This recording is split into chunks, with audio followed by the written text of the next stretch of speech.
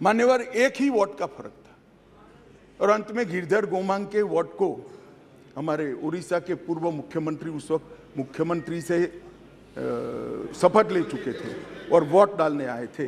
वो वोट को वैलिड गिनना या नहीं गिनना, मगर मान्यवर आप जिस आसन पर बैठे हो इसकी भी गरिमा का एनडीए ने पालन किया था। हमने कोई दबाव नहीं बनाया, एक वोट हमारे विरुद्ध में गया, हमारी सरकार चली गई। मगर आज मैं फिर से कहना चाहता हूं गौरव गोगोई जी को, मगर जनता है जो सब देखती है, जनता है जो सब जानती है। एक वोट से हमारी सरकार गई, एक वोट से हमारी सरकार जरूर गई, परंतु अंत में क्या हुआ?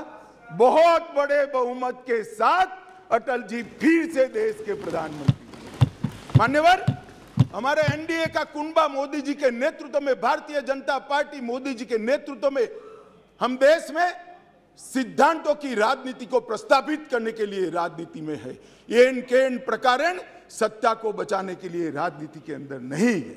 और ये दो चरित्र आज इस विश्वास प्रस्ताव पर की चर्चा के माध्यम से मैं 130 करोड़ की जनता को याद कराना चाहता हूं। एक और करोड़ों रुपया खर्च कर कर बहुमत खरीदने वाले लोग बैठे हैं और एक बार सिद्धांत के लिए सत्ता छोड़ने वाले लोग बैठे हैं। जनता, देश की जनता ने मान्यवर, अरे शुरुआत है, धैर्य रखो, काफी सुनना पड़ेगा। सुरेश जी, ये तो ट्रेलर है, अभी ट्रेलर है।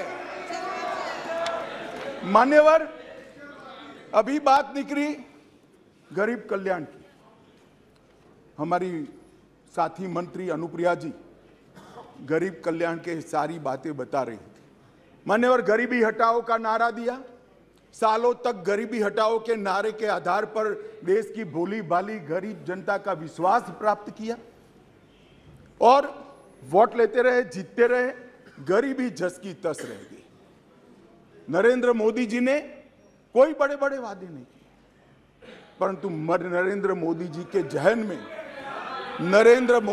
जहन में गरीबी का डंक भी था, दंश भी था, क्योंकि वो स्वयं गरीब के घर से आकर इस सबसे बड़ी पंचायत में आए थे। इन्होंने गरीब कल्याण के लिए मान्यवर इन्होंने गरीब कल्याण के लिए ढेर सारे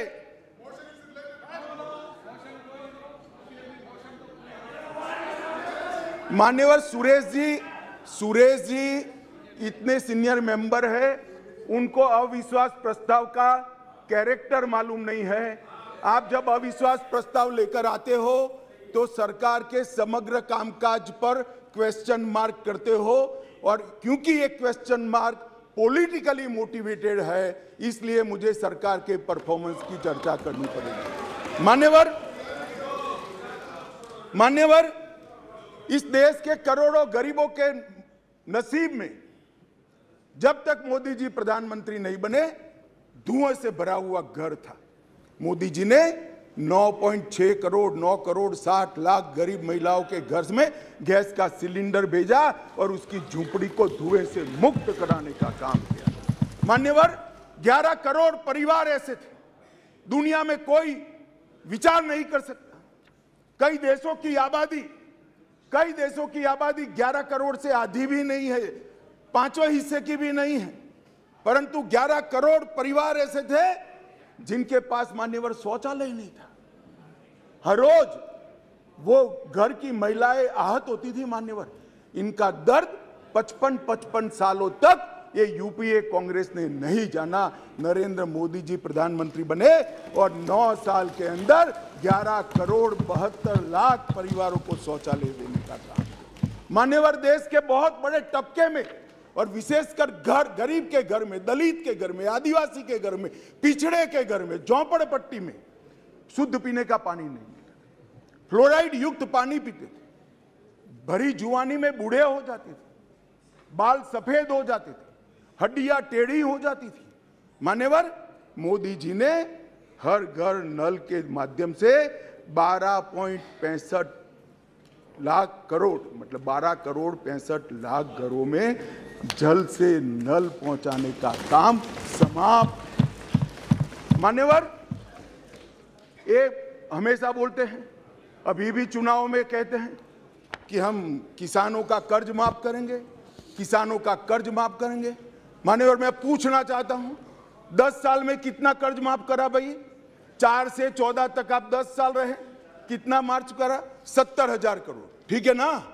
70,000 करोड़। इसमें से भी 35,000 करोड़ तो नीचे बाकी रह गया है, मगर चलो मान ही ले कि 70,000 करोड़ किया। हम किसी का कर्ज माफ करने में विश्वास नहीं करते हैं, उसको कर्ज ही न लेना पड़े ऐसी व्यवस्था। मान्यवर, इस देश के 14.5 करोड़ किसानों को 2,40,000 करोड़ रुपया इसके बैंक अकाउंट में डाला। अब देश के किसान तय करे कि एक और 70,000 करोड़ का कर्ज की लॉलीपॉप देने वाली यूपीए सरकार, और एक बार सम्मान के साथ इसके घर में सम्मान के साथ इलेक्ट्रॉनिक तरीके से 2,40,000 करोड़ भेजा। मान्यवर, आज मैं और स्पष्टता करना चाहता हूं, ये रेवड़ी नहीं है, ये रेवड़ी नहीं है। हमने ये करने से पहले एक सर्वे किया कि 2.5 एकड़ से कम जिसकी जोत है वो किसान को कितना खर्चा बेसिक खेती के काम के लिए आता है, क्योंकि वो तो मजदूर रखता नहीं है, स्वयं ही बेचारा मेहनत करता है। इरिगेशन, बीज और खाद का कितना खर्चा आता है, तो 2.5 एकड़ से कम जिसकी जोत है इसका खर्चा 6,000 आता है। मोदी जी ने 6,000 रुपया इसको दे दिया। भैया तुम ऋण ही मत, आपने तो एक बार किसान को ऋण मुक्त किया, मोदी जी ने पूरे जीवन के लिए उसको ऋण मुक्त करने का काम किया है। मान्यवर, इस देश में 50 करोड़ लोग ऐसे थे, करीब 60 करोड़ लोग, जिनके घर में बीमारी आ जाए तो पिताजी की मृत्यु हो जाएगी इसका डर नहीं लगता था, इलाज का खर्च कितना आएगा इसका डर लगता था, और वो पूरा परिवार ऋण के बोझ के तले दब जाता था। मान्यवर, मोदी जी ने 50 करोड़ लोगों को 5 लाख तक का सारा स्वास्थ्य का खर्चा माफ कर दिया। आज देश के किसी भी गरीब के घर में बीमारी आती तो 5 लाख तक का सारा इलाज, चाहे ऑपरेशन करना हो, चाहे दवाइयां देनी हो, चाहे टेस्ट कराना हो, वहां तक कि अस्पताल से घर जाने के रिक्शा के 200 रुपया भी हम दे रहे हैं। 5 लाख रुपया हर परिवार को। मान्यवर, जब हमने बैंक का अकाउंट खोलने की जनधन योजना लेकर आए तब मजाक उड़ाया जाता था। हमारे बिहार के मुख्यमंत्री नीतीश कुमार जी ने हमारा कड़ा मजाक उड़ाया कि अकाउंट तो खोल दिया, अंदर क्या डालेगा, जरा बॉनी तो कराओ। नीतीश बाबू, आज मेरी बात सुन लीजिए, हमने 49 करोड़ 65 लाख बैंक अकाउंट खोले, जिसमें 2 लाख करोड़ गरीबों के जमा है, और राज्य सरकार और केंद्र सरकार की 300 से ज्यादा योजनाओं का पैसा डीबीटी के माध्यम से जनधन अकाउंट में ट्रांसफर होता है। मगर साहब, ये जनधन योजना का क्यों विरोध कर रहे थे, समझने जैसी बात है। एक बार इस देश के तत्कालीन प्रधानमंत्री ने कहा था, जो यूपीए से ही थे, उन्होंने कहा था कि मैं दिल्ली से 1 रुपया भेजता हूं, 15 पैसे पहुंचते हैं। वो तो ठीक है, स्वीकृति की सच्चे आदमी थे, नए राजनीति में आए थे, बोल गए। मगर मैं अब आगे पूछना चाहता हूं, क्योंकि बाकी लोग तो यहीं बैठे हैं, भैया 85 पैसा कौन ले जाता था? ये 85 पैसा कौन ले जाता था? मान्यवर, 85 पैसा ये ले जाते थे जिनको इसके अंदर कटकी और बटकी करनी थी। मान्यवर, जो जन धन योजना का विरोध कर रहे हैं वो 85 पैसा एंजॉय करने वाले लोग हैं, क्योंकि अब भारत सरकार रुपया भेजती है तो सीधा रुपया पहुंच जाता है कांग्रेस की तरह नहीं 85 पैसा, सीधा रुपया गरीब के घर में पहुंच जाता है। मान्यवर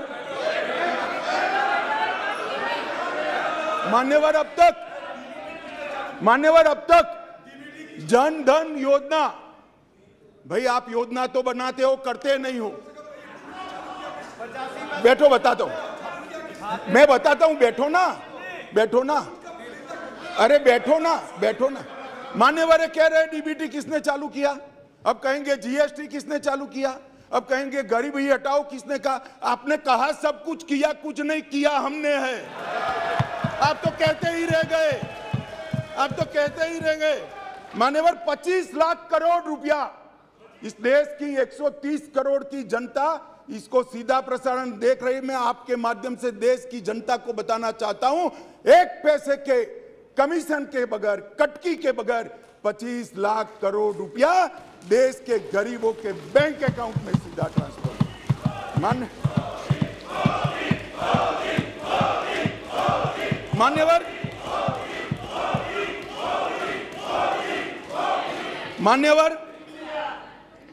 मान्यवर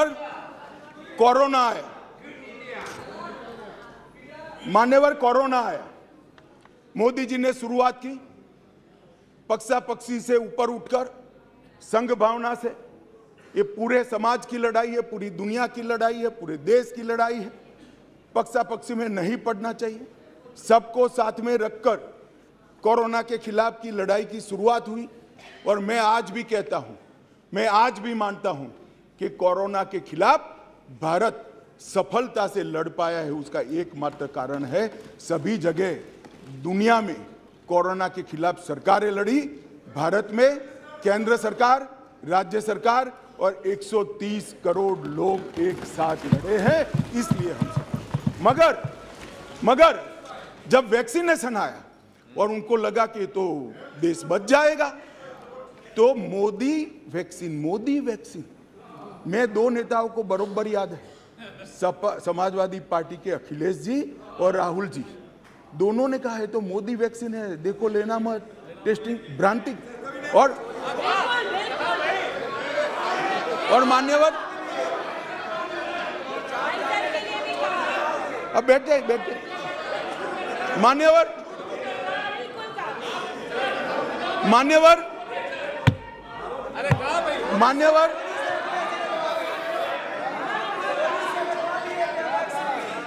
मान्यवर जनता ने वैक्सीन लेना शुरू किया। मोदी सरकार ने चाय पिलाकर वैक्सीन दी, फ्री ऑफ कॉस्ट वैक्सीन दी, पहला डोज दिया, दूसरा डोज दिया और 130 करोड़ लोगों को दोनों डोज लगाकर कोरोना से बचाने का था। मान्यवर, इसके साथ साथ उस वक्त रोजगारी के प्रश्न खड़े हुए, लॉकडाउन का भी विरोध किया गया। मान्यवर, लॉकडाउन का भी विरोध किया गया।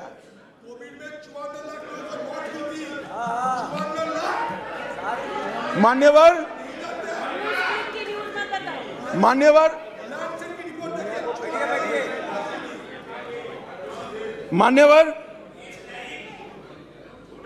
सबने कहा कि लॉकडाउन लगाओगे तो गरीब क्या खाएगा। हमारे सामने 2 रास्ते थे, लॉकडाउन न लगाना और पूरे देश की जनता कोरोना में फंस जाए, लाखों करोड़ों लोगों की मृत्यु हो।